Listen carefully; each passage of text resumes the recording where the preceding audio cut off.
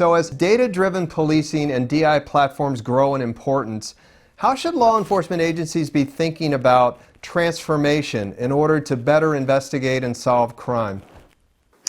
So it's a really interesting question, and I suppose we should first kind of define what we mean by digital intelligence. You know, as a research analyst, I have my own definition of it. You have, as Celebrate has their own as well. But really, it's about the ability to integrate seamlessly any digital artifact. Because when you think about it, as we talked about earlier, we just really don't know what's coming, you know, down the pipe in a couple of years. So there's extra pressure on being able to integrate those data sources and integrate data sources that we don't even know about so that we can act on them. So that's really what a digital intelligence platform does. It makes sense of this kind of digital chaos and appropriates out insights to the right people.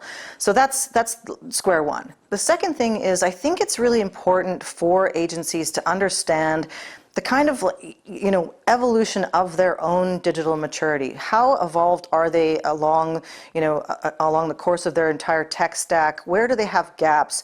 And it's not an exercise in, you know, highlighting negative things. It's an exercise in understanding where you have gaps in your core infrastructure, where you have, you know, data processes that are sort of inelegant, I guess could be a good word, where you need to actually be involving more data sets, or, you know, broadening your horizons, and where you have too many.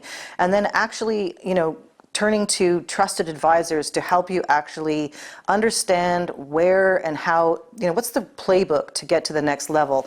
And I think that it's important to do that in a way that is advancing your aggregate digital maturity in a way. So that's what I would sort of, you know, suggest to people, that agencies undertake that process of self-examination in terms of understanding where their baseline currently sits and how they need to really fill those gaps to move forward.